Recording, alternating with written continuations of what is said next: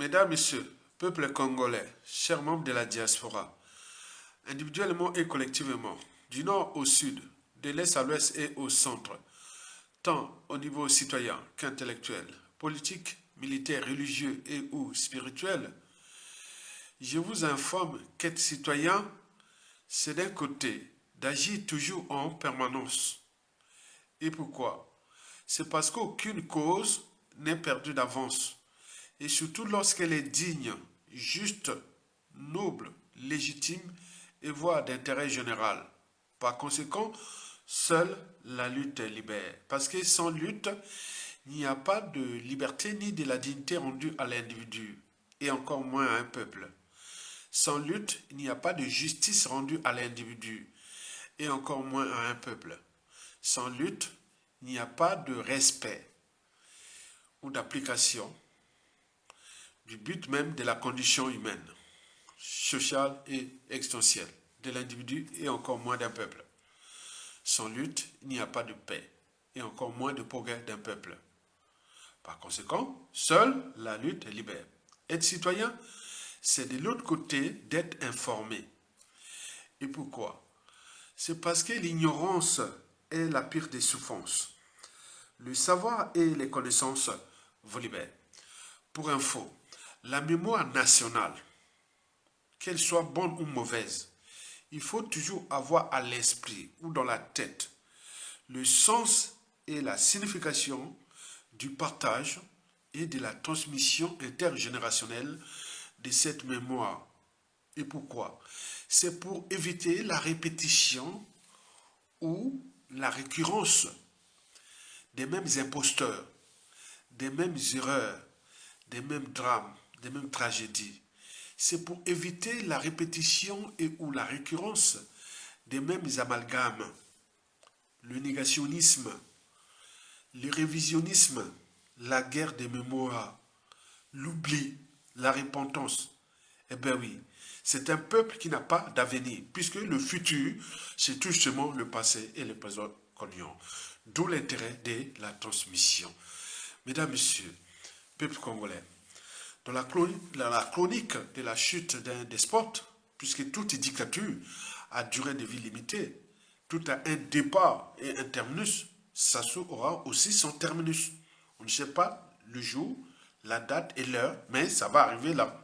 Si c'est peut-être en 2025 là ou 2026, mais dans tous les cas, Sassou est fini. Il doit tomber, il va tomber. Ces jours sont comptés. Mais en attendant, dans le cadre de l'éducation citoyenne et ou patriotique, ou plutôt d'un point de vue intellectuel, je vais ici nourrir le débat de ce qui se passe dans notre pays, dans le contexte où le despote Denis Sassou Nguesso, déjà isolé aux abois et au crépuscule, a la peur grave de payer la rançon de la gloire, c'est-à-dire l'humiliation. Comme le fut le cas des 99% des dictateurs, ont toujours payé la rançon de la gloire, c'est-à-dire l'humiliation, ou de ces crimes, c'est-à-dire la justice quelle qu'elle soit. Mais Sassou Nguesso, très bien entraîné, sous emprise de nous faire du mal, et donc il a ses moyens de l'État, donc il joue à ses stratégies de conservation du pouvoir. Il met en place une machine pour faire en sorte que le président Marien Ngouabi s'isole. Et je peux vous dire qu'il n'y a pas un seul collaborateur du président Marien Ngouabi qui n'ait pas été sanctionné. Sauf Sassou. Mais pourquoi? Mais parce que lui, disposant des services de sécurité, c'est lui qui tissait les fiches pour que le président Marien Ngouabi s'isole. Et c'est lui qui a monté méthodiquement la machine qui a conduit à l'assassinat du président Marien Ngouabi. Le président Marien Ngouabi est assassiné le 18 mars 1977. Le général Yombi s'est trouvé ici à Ouando. C'est Sassou qui a pris la présidence du CMP. Dans la nuit même, il a fait assassiner les sentinelles. Parce que c'est sur ses instructions que le commando est passé. Alors il ne pouvait pas faire en sorte que l'on sache la vérité. Dans la nuit même, on a exécuté les sentinelles. Alors, quelque temps après, comme pour Sassou, il fallait en finir avec les couillous, il lance la rumeur à travers les services de sécurité. Comme quoi, le président Marien Ngouabi, c'est le capitaine et le général qui l'ont fait tuer. Donc, mais une telle propagande ne pouvait pas porter trop. On continue de vivre. Je passe dans les corps de l'armée pour expliquer la situation réelle. Que je sais comment ça soit manœuvré la chute du camarade Marien Ngouabi jusqu'à l'assassinat. Ce faisant, je trouve toujours l'opposition rigoureuse du camarade Sassou par rapport à la situation de l'assassinat du président Marien Ngouabi. Quelque temps après, je dois vous dire que ce n'est pas nos services de sécurité qui ont découvert là où se trouvait Kikadidi. Vous m'excuserez aujourd'hui de rentrer dans certains secrets d'État, mais il y a des moments de la vie, pour que le peuple sache la vérité, on ne peut pas taire certaines choses. Ce n'est pas nos services de sécurité qui ont découvert là où se trouvait Kikadidi. Or, Kikadidi a été reçu par le camarade Sassou avant, tout juste avant d'aller monter l'opération de conduire le commando qui a conduit à l'assassinat du président Marien Ngouabi. Lorsque nous avons su là où se trouvait Kikadidi, la mission était de faire en sorte que l'on trouve Kikadidi vivant pour qu'il nous rende compte de son entretien avec le camarade Sassou. Voilà que dans la nuit, en sa qualité de ministre de la Défense, le président Sassou forme un groupe pour qu'au lieu de prendre le Kikadidi vivant, on l'exécute. Tout a un départ et un terminus. Sassou aura aussi son terminus. On ne sait pas le jour, la date et l'heure, mais ça va arriver là. Si c'est peut-être en 2025 là ou 2026, mais dans tous les cas, Sassou est fini. Il doit tomber, il va tomber. Ces jours sont comptés. Mais en attendant, dans le cadre de l'éducation citoyenne ou patriotique, ou plutôt d'un point de vue intellectuel, je vais ici nourrir le débat de ce qui se passe dans notre pays, dans le contexte où le despote Denis Sassou Nguesso, déjà isolé aux abois et au crépuscule, a la peur grave de payer la rançon de la gloire, c'est-à-dire l'humiliation. Comme le fut le cas des 99% des dictateurs, ont toujours payé la rançon de la gloire, c'est-à-dire l'humiliation, ou de ces crimes, c'est-à-dire la justice quelle qu'elle soit. Mais Sassou Nguesso, très bien entraîné, sous emprise de nous faire du mal, et donc il a ses moyens de l'État, donc il joue à ses stratégies de conservation du pouvoir. On le voit depuis, donc je vous ai fait beaucoup de vidéos à ce sujet, et surtout des notes qui sont en bas de chaque vidéo, comment Sassou Nguesso a toujours conservé le pouvoir, avec l'appui de la France-Afrique, puisque Sassou Nguesso est la pièce maîtresse de la France-Afrique au Congo.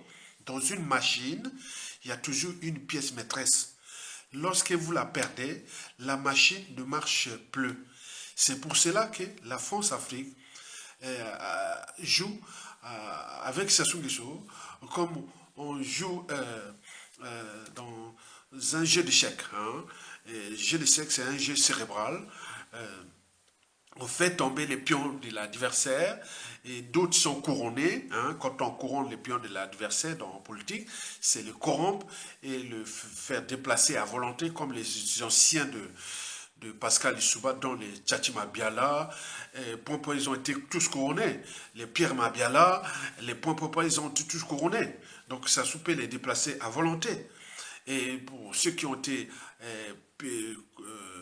piétinés, et on voit la case soit déclassement socio-professionnel, soit la case exil forcé, et souvent sans passeport, sont devenus des apatrides. Et puis la case prison, il y a beaucoup qui sont passés en prison, d'autres sont encore en prison. Et n'oublions pas la case assassinat ciblé et ou de masse. Voilà les stratégies de conservation du pouvoir de Sassou Nguesso. Et dès que vous avez compris ça, vous pouvez comprendre la nature du régime. Puisque pour connaître ou comprendre la nature d'un régime tyrannique, il faut comprendre ses moyens de pression. Exercer sur la population, opposants, dissidents,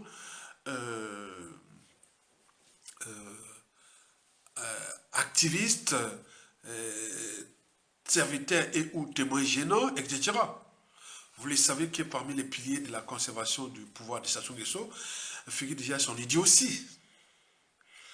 Idiotie pourquoi? Parce qu'il ne sait pas le mal qu'il fait à lui-même et à sa famille et à son clan. Parce que les moyens là sont les moyens de l'État, les moyens de tous. Et quand les gens vont récupérer ces moyens-là, et quand ils vont utiliser les mêmes méthodes pour faire du mal à sa famille, on en a vu en Syrie, on en a vu partout à la chute des régimes, c'est tyrannique que je dis que dans 97% des cas, la chute d'un régime despotique de type Sassou Nguesso apporte les chaos. Les chaos, c'est là où ils vont fuir. D'autres sont de lynchage, de pirations sauvages, de plein de choses qui sont là. Ils savent très bien, Donc Sassou joue à ça, mais il ne sait pas que ce pays-là est devenu une bombe à retardement. Et donc là, il y a son idée aussi. Hein, il ne sait pas le mal qu'il fait à lui-même et à son clan. Aujourd'hui, ils sont dans l'opulence, mariage sur mariage, les fêtes à gogo, mais jusqu'à un temps. Jamais, ça a été éternel. Et donc, les gens là se préparent à des lendemains très, très, très problématiques. Et vous avez le mensonge. Le mensonge de Sassou Nguesso pour conserver le pouvoir, c'est quoi? C'est pour cacher son histoire, déjà familiale. On ne connaît pas vraiment ses parents. On ne les connaît pas. On ne connaît pas vraiment son vraie origine. On ne connaît pas. Donc, il joue au mensonge pour brouiller son profil douteux. Aussi, c'est pour cela que dès que Sassou Nguesso avait pris le pouvoir dans ce pays, tout est devenu faux et usage de faux dans ce pays. Depuis les actes de naissance, en passant par les faux diplômes, en passant par tout au Congo est devenu faux, usage de faux. Puisque dans une organisation, qu'elle soit État, entreprise ou association, lorsqu'il y a un dysfonctionnement, c'est celui qui a la tête qui en est responsable. Les poissons ne pourraient toujours pas la tête. Et la mégalomanie, parce qu'il s'est construit le rêve d'un pouvoir éternel. Il a passé une enfance malheureuse, faite d'humiliations et de brimades répétées, des carences affectives, etc. Il disait tôt ou tard, j'y serai là. Mais voilà. Donc ce fut un bon pion. Donc son idiotie, ses mensonges, sa mégalomanie, le cynisme. Le cynisme pourquoi? C'est déjà pour se venger contre ceux et celles qui font obstacle à son idiotie, à ses mensonges et à sa mégalomanie, à la corruption et à la ruse. Je répète, le cynisme de Sassou Nguesso sert à quoi d'abord? Il sert à éliminer tous ceux et celles qui font obstacle à son idiotie, à ses mensonges, à sa mégalomanie, à la corruption et à la ruse.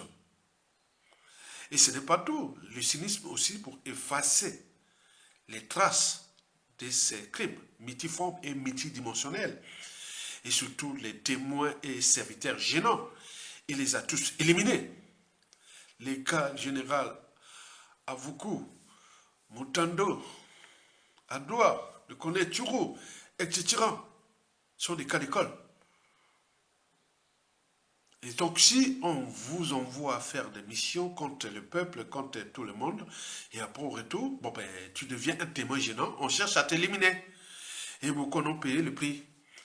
Parmi les piliers de la conservation du pouvoir de Sassou Nguesso, cette stratégie, vous avez la corruption. La corruption pour acheter la conscience de ceux et celles qui font obstacle à son idiotie, à ses mensonges, à sa mégalomanie, à son cynisme et à la ruse. Et ce n'est pas tout. Il va jusqu'au niveau des instances et des gouvernances globales entre l'Occident collectif et le Sud global. Il finance à coût de millions de dollars pour qu'il dise laissez-moi tranquille. Et voilà, mais là, les caisses de l'État sont vides. Il n'y a plus de marge de manœuvre, de corrompre et tout ça. Donc là, il est aux abois et autres. Donc il cherche des moyens, des stratégies au niveau des COP 29, même 30, pour qu'on lui donne du cash, et voilà, les aides et tout ça, il cherche ça. Mais il n'y a plus. Donc les systèmes sont en train d'être vraiment, voilà. Et donc, n'oublions pas la ruse. La ruse, parce que lui dit que le chien aboie, la caravane passe. Quoique, même Hitler pensait que le troisième Reich allait durer 1000 ans. Mais c'est suicidé, hein, c'est suicidé. Ça se fait aux abois, là. Donc la ruse, il va pas aller loin. Mais n'oublions pas la France-Afrique. Parce qu'il il a pris notre pays comme sa propriété privée et jouant de la France-Afrique comme sa compagnie d'assurance. Voilà ce qui définit Sassou Nguesso. Son idiotie, ses mensonges, sa mégalomanie, son cynisme, la corruption, la France-Afrique et la ruse. Et jusqu'à combien de temps encore? Et donc, par conséquent... Denis Sassou Nguesso, l'inamovible président du Congo, maintient sa population dans la misère la plus absolue. Voilà une vraie dictature. Madame, Monsieur, bonjour. Peur, arrestation, silence de l'Église et de la communauté internationale, la crise congolaise, vous le voyez, est multiforme. Une chape de plomb est tombée sur le Congo-Brazzaville. L'Union africaine, l'Union européenne, la France ne s'alarme pas de la dérive autoritaire du régime. Pire, ils le soutiennent. Depuis une vingtaine d'années, le président joue à l'indispensable homme fort, sécurocrate, qu'une France-Afrique béate, de Jacques Chirac à François Hollande, a applaudi des deux mains plutôt que du bout des doigts, et soutiennent ouvertement le terrorisme d'État, comme on le voit encore avec l'emprisonnement des prisonniers politiques dont le véritable vainqueur de la dernière élection présidentielle, le général Jean-Marie Michel Mokoko. Denis Sassou Nguesso, l'inamovible président du Congo, maintient sa population dans la misère la plus absolue. Voilà une vraie dictature, à contrario de l'Iran, où les gens peuvent aujourd'hui librement manifester. Le peuple congolais demeure légitime à se défaire d'un dictateur qui n'a de cesse de piller le Congo, de structurer une politique clientéliste au détriment du peuple souverain. La démocratie est loin d'accoucher dans ce pays dont les Occidentaux préfèrent se détourner tout en utilisant gratuitement ses ressources naturelles. Si auparavant, c'était le commerce, en dépit des Africains, de leur culture, de leur dignité, aujourd'hui, c'est tout simplement le libre commerce. Car n'oublions pas que sans les ressources naturelles africaines, plusieurs puissances, conglomérations occidentales seraient aujourd'hui en berne. Un grand nombre de Congolais, pourtant, sont conscients que le bilan des 26 ans de Sassou Nguesso est remarquablement décevant, médiocre et indéfendable, tout en continuant à se déambuler avec des pagnes et des t-shirts à son effigie. De nombreux Congolais, pressurisés par les dérives dictatoriales du régime, luttent au quotidien. Qui pour avoir un repas par jour? Qui pour avoir quelques litres d'eau potable? Qui pour avoir des soins au rabais? Faire scolariser leurs enfants déjà odieusement et lourdement voués au chômage et à une vie précaire, qui font encore confiance à ce pouvoir sénile et dictatorial. Les médias sont dominés par le culte de la personnalité d'un chef d'État illégitime. L'opposition est muselée. Scandale, corruption, détournement de biens publics, promesses électorales non tenues, le programme politique de Denis Sassou Nguesso consiste à manipuler la plèbe, vise à promouvoir et à protéger la richesse de sa famille et de son clan, et pendant ce temps, le peuple croupit dans une mer de misère et de pauvreté. Ces indicateurs sociaux et économiques sont autant d'étincelles qui peuvent embraser tout le Congo qui ressemble aujourd'hui à une entreprise en cessation de paiement. C'est la banqueroute. Le pays a perdu ses lettres de noblesse dans le concert des nations. Il ne s'agit plus aujourd'hui de dire qu'il faut sauver un président, un homme, mais une population, un peuple, un pays. Personne ne doit oublier que le nouveau mandat de M. Sassou Nguesso a été acquis. Sassou, comme il essaie de faire là, forcer, bon, il veut mourir au pouvoir, c'est pour échapper, comme dit mon ami Ayatonga, échapper à la rançon de la gloire, c'est-à-dire l'humiliation, comme l'ont souvent subi tous les dictateurs. Sassou veut y échapper, comme Eyadema y a échappé. Mais aujourd'hui, le fils, on le voit là, il continue, il force. Changer de constitution pour ceci, pour cela. Mais quelle sera la fin de tout ça? Quelle sera la fin de tout ça? Si Faure Gnassingbé échappe, celui ou celle de sa famille qui viendra après lui, parce que comme on pense qu'il n'y a que les Eyadema pour diriger le Togo, et celui ou celle-là aussi échappera, posez-vous ces questions. Et si M. Gnassingbé, le père, a échappé de son vivant, il a échappé à la vindicte populaire, d'accord, c'est bien. Faure Gnassingbé, l'actuel, si pour lui, ça se passe aussi bien comme pour son père, c'est-à-dire qu'il arrivait à mourir sans avoir payé quoi que ce soit. Tout ça, c'est bien.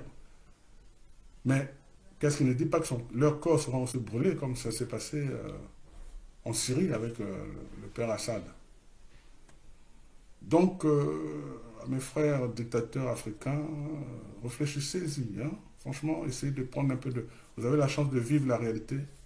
Donc, essayez de réfléchir à ça. Et essayez peut-être de corriger le tir. Parce que vous n'êtes pas des dieux. Vous n'êtes même pas des rois. Vous êtes des, on va dire, présidents. C'est-à-dire que vous êtes dans des républiques. Donc vous devez passer le témoin au bout d'un temps. Et vous, vous avez choisi de vivre en roi ou en Dieu sur terre. Et vous allez payer, même une fois mort, vous allez payer. Vous n'y échapperez pas. L'histoire nous le montre aujourd'hui. Et les gens ont tendance à mimer ce qui se passe ailleurs. Vous voyez? Donc demain, même mort, vos tombes seront certainement pas épargnées. Pensez-y.